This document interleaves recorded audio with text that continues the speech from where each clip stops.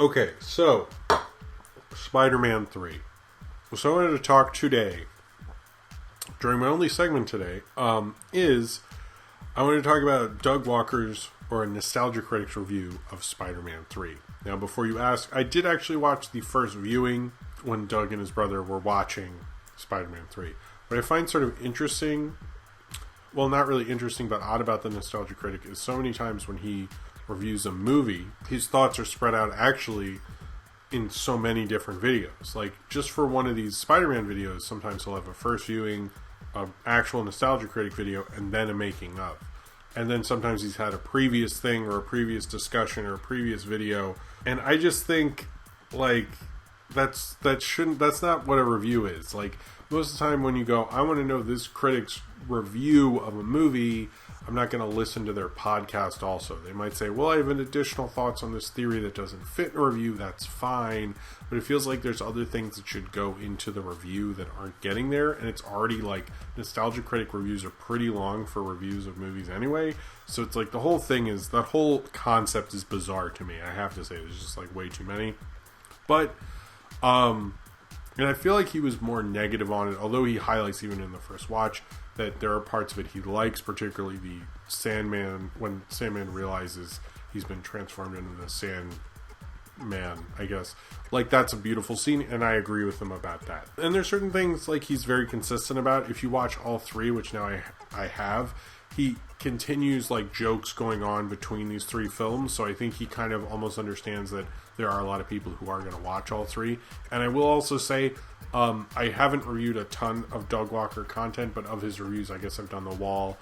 This would be like the fourth one I've done. This is probably the best thing I've seen from him in a long time. It just seems so ready for him, and it felt like he kept hinting about Spider-Man 3 like the entire time he was talking about the other two. Like, he hinted at, not the entire time, but he hinted at it several times, because it feels like he really wanted to do that. And that feels like ready for his kind of skill set.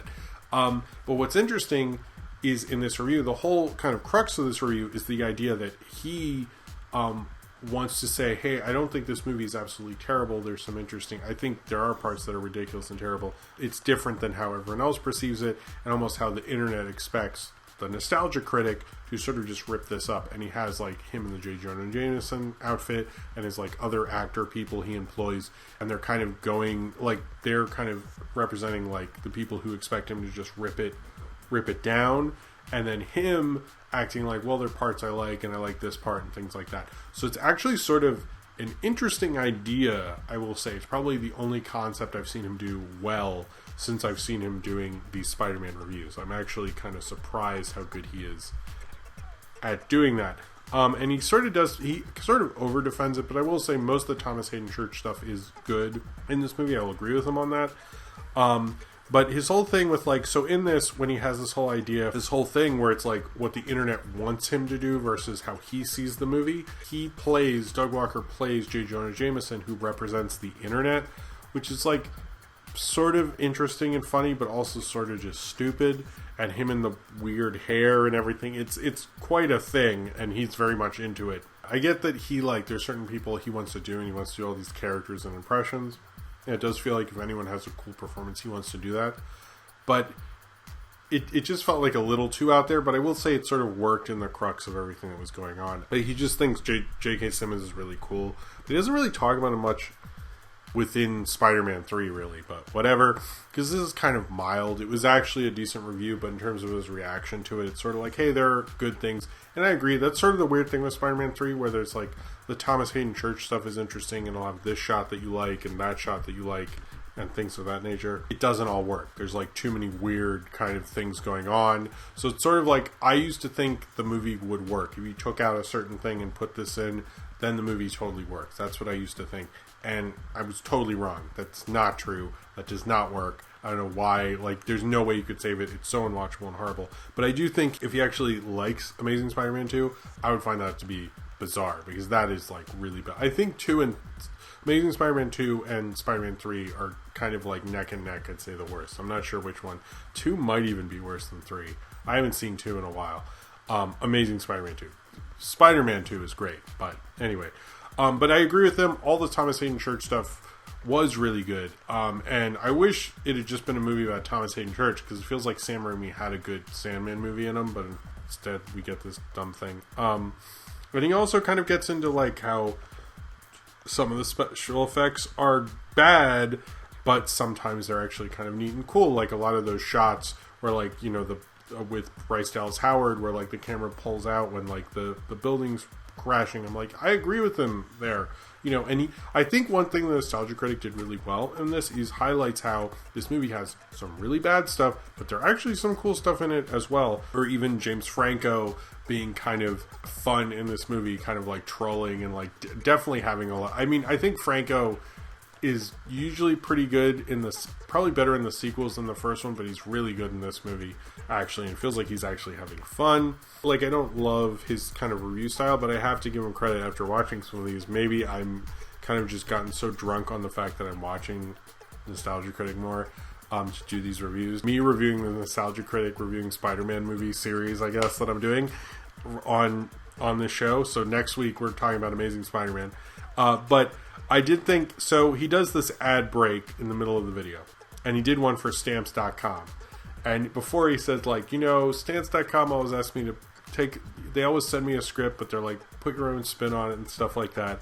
But he said the script they sent is pretty funny considering coronavirus, and it was actually a good bit he had going, because he brings up like how they said, don't you want to avoid the post office? And he's like, right now, yeah. And it was like, I was like, oh yeah, it was actually funny. It was like the funniest part of the video was him reading a regular Stamps.com ad. It was actually like a funnier bit. I was actually surprised how good he was at doing this. I think it's almost like, I've always heard when he steps up his game, it gets like weird and stupid and doesn't make any sense. And this is like one of the few times I've seen him step it up in a way that I was like, oh, this actually worked. I still think that the thing with the best black suit one was from Spectacular Spider-Man. One of my least favorite things about this black suit movie in Spider-Man 3 is that they never really got into the kind of dark side of it, really. And the black suit didn't even look that different. Like, it just looked like what if they made the Spider-Man suit but black, and it's like more than that, frankly. He also, why does he bring up Rick and Morty so much? It's like embarrassing. It's like your cousin who you're like, oh yeah, I like animation. Have you seen Rick and Morty? And you're like, dude, just stop making Rick and Morty jokes. Like, everybody likes Rick and Morty, but like, he just says it a lot. It's like he clearly very much likes Rick and Morty. He also admits the room thing in here. It's also interesting. So Nolan brought up that, if you saw Nolan and I on Twitter, there's a part where, you know, when Tobey Maguire is doing his whole like crazy dance thing in the jazz club, not the dance thing outside, which is also crazy, but the dance thing inside, that he basically says the people who are really selling this are the black extras, and he like gives them the award, and Nolan said that Doug Walker ended racism. He does an even worse thing in this when he does like a black guy voice in the middle of it, which I'm surprised Nolan didn't notice. I don't know. I should have called him about it. And he also does a Trump diss, so like Doug Walker's getting political. He likes the Venom in this, which I'm like, no. So I will say, I just like don't like Tobey Maguire's Venom. It doesn't work for me. I know he was like, well, it's sort of a different Venom, which is like, I get where he's coming from, but no, I don't think. I think in some ways this movie was more close to Doug Walker's skills as a critic, and worked for more what works for him, and I think that's why maybe this review worked better for him. Like, I expect his Amazing Spider-Man 2 review to be probably better than his Amazing Spider-Man 1 review, because he's much better at doing bad movies, and he actually is self-critical, bringing up how he brought up the room thing. He's like, why does that keep happening? And like, he seemed like almost like because the interesting thing about him in this series, other than The Wall, is everyone hated The Wall. But there's no The Wall 2. So he can't make a review of The Wall 2 and see what everyone thought of him and then do anything with that. He's just sort of like, I don't, what is he going to make a, musical review of like the Fame or something? Like, there's like no connection between The Wall and anything.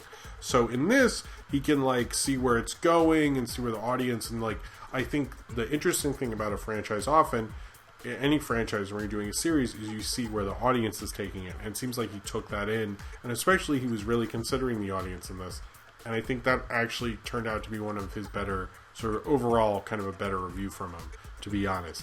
I'm not a fan of him.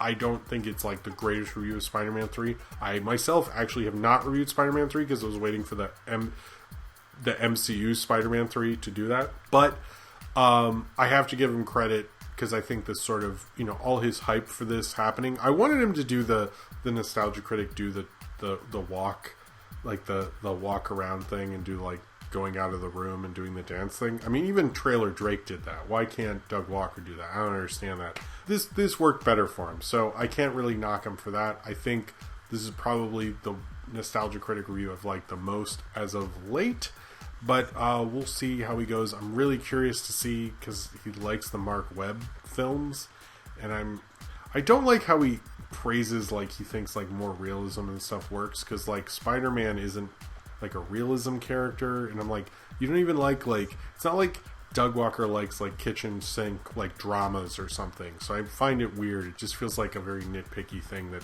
doesn't really make any sense when you think about it. But regardless, I thought he actually did a good job with Spider-Man 3, which is a better job than anyone who actually worked on Spider-Man 3 actually did.